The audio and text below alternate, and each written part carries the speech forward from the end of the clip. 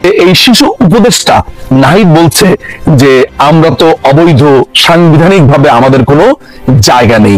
কথাটা খুবই সত্যি।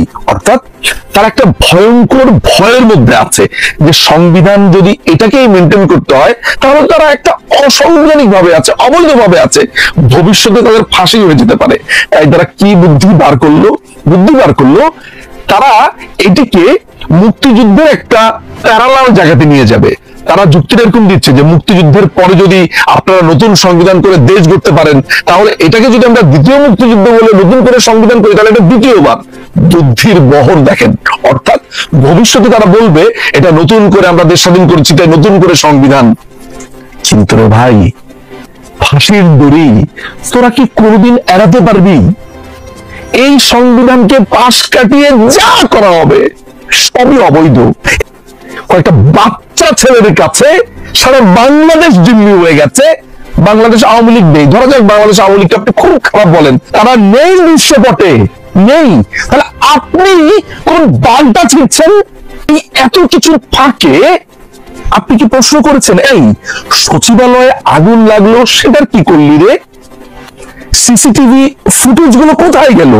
এটা নিয়ে কথা বলছিস না কেন? ডিপ সিতে কি হচ্ছে? হাঁস, পিটার হাঁস এখানে কেন এসেছে? সেন্ট মার্টিন বন্ধ করলি কেন? দ্রব্যমূল্যের কি হলো? দিল্লি না ঢাকা করলি, তাহলে ভারত থেকে তুই চাল আনছিস, মেট্রো রেলের কার্ড বানাচ্ছিস, তাহলে আমাদেরকে ভুজুন ভাজুন দিচ্ছিস কেন রে? এই দখলের 5 মাস পার হয়ে যাবার পর হঠাৎ করে এই চোর বা এই জঙ্গিগুলোর ধুম করে মনে পড়লো যে আরে আমরা তো 5 মাস আগে একটি কথা বলিনি, এখন বলবো। চারুলকে আপনাকে আওয়ামী লীগের ভূত দেখাবে। অর্থাৎ দেখেন ভাই আমি কিছু করতে পারছি না এই আওয়ামী লীগের কারণে। এই ম্যান্ডেট আপনাকে কে দিয়েছে? আপনি কি কোনো ভোটের মাধ্যমে নির্বাচিত? আপনি কি কোনো গণভোটের আয়োজন করেছেন? বাংলাদেশের কত শতাংশ মানুষের মতামত আপনি নিয়েছেন? জেলা, উপজেলা, ইউনিয়ন, গ্রাম, মহকুমা, কোন পর্যায়ে গিয়ে আপনি পাবলিকের মতামত নিয়েছেন যে আমরা সংবিধান 72-এর সংবিধানকে বাদ করে দিব, আমাদের নতুন সংবিধান আনবো? সেটার মতামত আপনার আছে? আপনি নেননি। বাংলাদেশকে পাকিস্তানিকরণ প্রায় সম্পূর্ণ হয়ে গেছে। এটি এখন বোধ করি আর বাংলাদেশ নেই, এটি পূর্ব পাকিস্তান কিংবা পাকিস্তানের একটি অঙ্গরাজ্য হয়ে গেছে বলে আমাদের কাছে এখন মনে হচ্ছে। এই দেশ দখল হয়ে গেছে, ইউনুসের অধীনে চলে গেছে, ইউনুসের এনজিওর অধীনে চলে গেছে।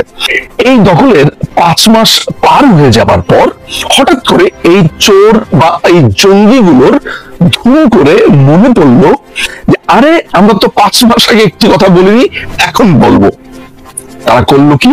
গত 2 থেকে 3 দিন আগে হঠাৎ করে সম্মিলিতভাবে তাদের যে সাঙ্গুপাঙ্গ আছে সবাই মিলে ঘোষণা দিল যে আমরা 31শে ডিসেম্বর আমরা একটি ঘোষণা দেব।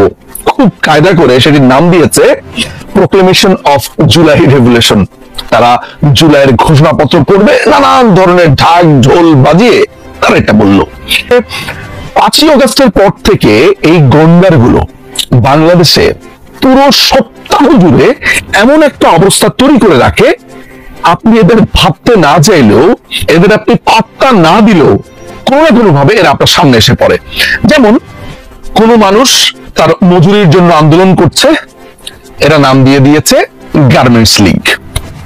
রিক্সাওয়ালারা ব্যাটারি চালিত রিক্সার জন্য আন্দোলন করছে, নাম দিয়ে দিয়েছে রিক্সা লীগ। আনসাররা তাদের অধিকারের জন্য আন্দোলন করছে, শ্রমিক, যেই লোকটাই কোনো একটা আন্দোলন করছে। এমনকি জুলাই ঘটনাতে এই জামাত শিবিরের সহিংসতাতে আহত বিভিন্ন মানুষ যখন হাসপাতালে কাতরাচ্ছে, তারা বেশি কেন কাতরালো, তারা কেন টাকা চাইলো, এদের নাম দিল যে এরা আসলে আওয়ামী লীগের কর্মী ছিল, এরা এখন জুলাইয়ের পক্ষের লোক বা লাল পতাকার পক্ষের লোক সেজেছে, এমনও বলেছে। অর্থাৎ চারুলকে আপনাকে আওয়ামী লীগের ভূত দেখাবে। অর্থাৎ দেখেন ভাই আমি কিছু করতে পারছি না এই আওয়ামী লীগের কারণে, দেখেন ভাই আমি কিছু করতে পারছি না, শেখ হাসিনা ফেরত এসেছে। নানান ভাবে আপনাকে আওয়ামী লীগের ভূত দেখাচ্ছে, আওয়ামী লীগের গল্প আপনাকে বলছে, আর তাদের মুখের মধ্যে তো আছেই ফ্যাসিজম, ফ্যাসিস্ট, নানান ধরনের কথাবার্তা। অর্থাৎ কোনো না কোনো ভাবে বাংলাদেশে গত 5.5 মাস ধরে চিন্তা করে দেখুন তো যে তারা আলোচনাতে থাকতে চেয়েছে কি চায়নি। ধরা যাক আপনি তাদেরকে নিয়ে 2 দিন আলোচনা করলেন না, 3 দিনের মাথাতে একজন আরেকজনের গাড়িতে ধাক্কা মেরে বলবে আমাকে খুন করতে চেয়েছে, আমার গাড়ির টাকা দিয়েছে। কেউ যদি ধরেন ফোনে কেউ মজা করে তাদের সাথে কথা বলে আমাকে হত্যার হুমকি দিয়েছে। এক লোক সম্পূর্ণ একটা ডাইনিখোর, একটা ড্যান্ডিখোর, রংপুরের এক ছেলে, সে বলছে তাকে নাকি হত্যার হুমকি দিয়েছে, নিজেই তার নিজের দরজার মধ্যে লিখে রেখেছে সমন্বয়ক সাবধান বা সামথিং লাইক দ্যাট। অর্থাৎ প্রত্যেকটা সময় তারা আলোচনার মধ্যে থাকতে চাইছে, আলোচনার একটা বস্তু হতে চাইছে। এইটা তো আছেই মূলনীতি। এই মূলনীতিকে তারা বলছে মুজিববাদী, এবং মুজিববাদী বলে এবং বঙ্গবন্ধুকে একনায়ক বলে এই সংবিধানকেও এখন একনায়ক বলছে। কিন্তু আপনি প্রশ্ন করছেন না যে এই সংবিধানে তো বাংলাদেশের 72-এর পর থেকে প্রত্যেকটা সরকার এই সংবিধানকে ফলো করেছে। আমি যদি অন্য সবাইকেও বাদ দেই, বাংলাদেশের আরেকটি পার্টি যারা একটা দীর্ঘ সময় ক্ষমতায় ছিল, বিএনপি, তারাও এই সংবিধান মেনেছে। এরশাদ ক্ষমতায় ছিল 9 বছর, তারাও এই সংবিধান মেনেছে। What about that? এবং এই সংবিধান নিয়ে প্রচুর আলাপও হয়েছে তার পক্ষে, এরাই বলেছে হচ্ছে এই যে আপনি ক্ষমতা দখল করলেন, এই যে আপনি নতুন করে সংবিধান আনতে চান, যেটা আগামীকালকে খুব সম্ভবত ঘোষণা দেওয়া হবে, ফরহাদ মজার এটা বারবার বলে আসছে, এই ম্যান্ডেট আপনাকে কে দিয়েছে? আপনি কি কোনো ভোটের মাধ্যমে নির্বাচিত? আপনি কি কোনো গণভোটের আয়োজন করেছেন? বাংলাদেশের কত শতাংশ মানুষের মতামত আপনি নিয়েছেন? জেলা, উপজেলা, ইউনিয়ন, গ্রাম, মহকুমা, কোন পর্যায়ে গিয়ে আপনি পাবলিকের মতামত নিয়েছেন যে আমরা সংবিধান 72-এর সংবিধানকে বাদ করে দিব, আমাদের নতুন সংবিধান আনবো? সেটার মতামত আপনার আছে? আপনি নেননি। আপনি গণতন্ত্রের কথা বলছেন, আপনি জনগণকে সম্পৃক্ত করবার কথা বলছেন, বইয়ের পড়তে পড়তে বারবার বলছেন যে আমাদেরকে সংস্কার প্রয়োজন, সংস্কার প্রয়োজন। কিসের সংস্কার প্রয়োজন? কোন মতামত ছাড়া, কোন ভোট ছাড়া, নির্বাচন ছাড়া আপনি নতুন করে নিজের মনের মতো সংবিধান লিখে সেইটা চাপিয়ে দিয়ে আপনি নির্বাচন করবেন। অর্থাৎ আপনি একনায়কতান্ত্রিক আচরণ করে একটি গঠনতন্ত্র বানিয়ে মানুষকে আবার গণতান্ত্রিক হওয়ার সবক দিচ্ছেন। এটাই হচ্ছে ইউনূসের বাহিনী, এটাই ফরহাদ মজারের বাহিনী। মজার ব্যাপার হচ্ছে তারা বারবার বলছে এটি একটি ফ্যাসিবাদী সংবিধান, ফ্যাসিবাদী সংবিধান। আপনি যদি এই বইটা পড়েন, হাস্যকর ভাবে আপনি দেখতে পাবেন সেখানে রাশিয়ান যে রুশ বিপ্লব, রাশিয়ান বিপ্লবের পর লেনিন ওয়ান পার্টি গঠন করেছিল। অর্থাৎ সেখানে কমিউনিস্ট পার্টি ছাড়া আর কোনো পার্টি ছিল না, একটা মাত্র পার্টি।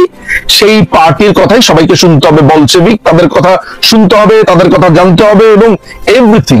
সেখানে কৃষি বিপ্লবের কথা হচ্ছে, যে কৃষকদের কথা শোনার কথা বলা হচ্ছে, সবই করেছে এক নায়ক ভাবে। সেই ফ্যাসিজমের উদাহরণ দিয়ে আপনার এই পুরো বই ভরিয়ে ফেলেছে। মাও জেদুং এর কথা বলছে, আরেক ফ্যাসিস্ট একটা লোক, সেই মাও জেদুং, সেই লেনিন, তাদের উদাহরণ দিয়ে আসছে। আবার কথায় কথায় ফুকো ঝাড়ছে, কথায় কথায় আপনার নানান দার্শনিকদের কথা বলছে। প্রত্যেকেই পাশ্চাত্যের দার্শনিক, 100 বছর, 200 বছর, 60 বছর, 70 বছর আগের দার্শনিকদের কথা কথায় কথায় তার উদাহরণ দিচ্ছে। এই যে বললাম লেনিনের উদাহরণ, যে নিজেই ছিল একটা একনায়ক, আপনাকে একনায়কের উদাহরণ দিয়ে বই লিখছে, সেই থিওরি আবার মানতে বলছে, সেই থিওরি আবার বাংলাদেশে পালন করতে বলছে, আবার নিজেরাই সংবিধান বানিয়ে আবার বলছে যে আমরা আবার জনগণের মতামত নেব। কিন্তু তা হচ্ছে না। এই হচ্ছে এদের পুরো চিন্তাধারা। এখন এই 31 তারিখে তারা যেটা করতে যাচ্ছে, অর্থাৎ সংবিধানকে রদ করা, সংবিধানকে বাতিল করা, কেন? কারণ হলো কিছুদিন আগে তারা চেষ্টা করেছিল যে রাষ্ট্রপতি শাহাবুদ্দিন চুপ্পু সাহেবকে তার পদ থেকে অপসারণ করবে। সাংবিধানিক ভাবে তারা সেটা পারছে না, এবং এও জানে যে বাংলাদেশে এখন বর্তমানে প্রধানমন্ত্রী হিসেবে মাননীয় প্রধানমন্ত্রী শেখ হাসিনাই আছেন, কেননা তিনি কোনো রেজিগনেশন দেননি। অর্থাৎ তারা কিন্তু বারবার বলছে যে বলছে এবং বুঝতে পারছে যে তারা অবৈধ। এই যে এরা গণতন্ত্রের কথা বলছে, এরা নিজেদেরকে বারবার মুক্তিযুদ্ধের একটা প্যারালালি বলছে। অর্থাৎ মুক্তিযুদ্ধকে ভুলে যেতে হবে, এটাই হচ্ছে নতুন মুক্তিযুদ্ধ। এই যে বলছে, এই যে তাদের প্রতি অশ্রদ্ধা, বঙ্গবন্ধু কন্যা সবার আগে এই রাজাকারের বাচ্চাদের চিনতে পেরেছিল। মুক্তিযুদ্ধের ব্যাপারে ও কি বলছে, অর্থাৎ রাজাকাররা যা করেছে এটা সঠিক ছিল, এটা বলছে হাসনাত। আর ইশরাক বলছে সো কল্ড মুক্তিযোদ্ধা এবং মুক্তিযোদ্ধাদের সে বিচার করতে চায়। এই ছেলেপেলেগুলো এই সহিংসতা করেছে, তারা এখন ক্ষমতাতে। এটা চিনেছে বঙ্গবন্ধু কন্যা, আপনারা চিনতে পারেননি। এখন এই লোকগুলো, অর্থাৎ তাদের দীক্ষাগুরু বলছে গণতন্ত্রের কথা, একে ফ্যাসিস্ট বলছে, তাকে ফ্যাসিস্ট বলছে, চারিদিকে শুধু ফ্যাসিস্ট আর ফ্যাসিস্ট। অথচ সে বাংলা একাডেমির একটি প্রোগ্রামে ভাষণ দিতে গিয়েছে, তার বোরিং আলাপের কারণে পাবলিক তার ভাষণ শুনছে না। সেই অধিকার তাদের পূর্ণভাবে আছে। একটা বোরিং কথা বলছেন, ফালতু কথা বলছেন, আজে বাজে কথা বলছেন, আপনার কথা শুনবো না। সে ধমক দিয়ে উঠেছে, আমার কথা শুনতে হবে, এই কথা শুনছো না কেন, বের হয়ে যাও। বের হয়ে এসেছে তার এই রুদ্র মূর্তি, অর্থাৎ তার কথা জোর করে হলেও শুনতে হবে।